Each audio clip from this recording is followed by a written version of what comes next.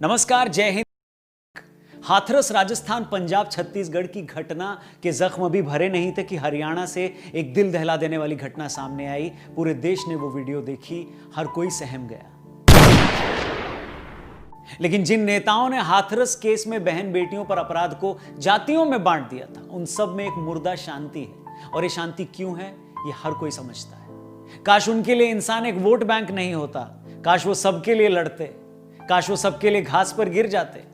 लेकिन सबके लिए न गिरना भी एक किस्म का गिरना ही होता है, और ऐसे गिरे हुए लोगों पर सादर थू है।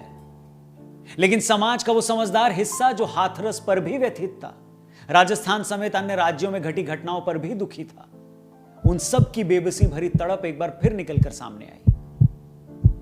क्योंकि हर कोई जानता है, स्पेशली वो माँ बाप जिनकी एक बेटी होती है, उनका सबसे बड़ा डर यही होता है कि बेटी जब घर से बाहर जाती है तो वो सुरक्षित घर वापस आ जाए। वो सब इसी उम्मीद में रहते हैं। लेकिन जब समाज में तौसीफ जैसे शैतान इस मौके की तलाश में अपनी हैवानियत दिखाने बैठे हों, तो वहां बहन बेटियां सुरक्षित कैसे रहें? किसी भी समाज, किसी भी व्यवस्था का, किसी भी सिस्टम का सबसे बड़ा फेलियर यही होता है कि बहन बेटियां वहां पर सुरक्षित न हो, उनकी सुरक्षा न की जा सके। और अगर वो आगे बढ़े भी तो कभी तेजाब फेंक कर, कभी चाकू उन पर चलाकर, कभी गोली से उन्हें रोक दिया जाए।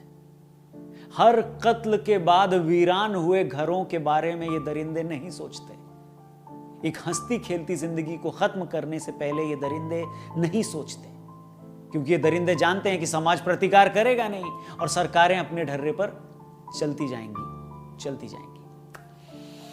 मगर ऐसे हैवानों के साथ वही होना चाहिए जो इन्होंने उस लड़की के साथ किया, ऐसा हर कोई चाहता है। कुछ लिखा है इसी पर, सुनिएगा, और सही लगे तो ऐसे हर हैवान तक इसे पहुंचा देना जो लड़की को सिर्फ शरीर समझता है। काश नो मीन्स नो को समझ लेते, काश नो मीन्स नो को समझ लेते, किसी मासूम को लड़की से पहले इंसान समझ लेते। तौसीफ तुम थोड़ी शर्म कर लेते। कब तक लड़की ये सब सहती जाएगी? कब तक कभी एसिड तो कभी गोली खाएगी? तुम्हें तो अब सजा से भी शर्म नहीं आएगी। थोड़ा चुल्लू भर पानी में पहले खुद ही मर लेते। तौसीफ तुम थोड़ी शर्म कर लेते।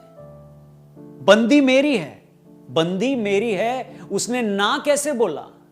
बंदी मेरी है, उसने मेरे खिलाफ मुंह कैसे खोला? पहली गलती तुम्हारी है जो लड़की को बंदी की तरह तौला। घर में होंगी मां और बहन, थोड़ी उनकी कदर कर लेते।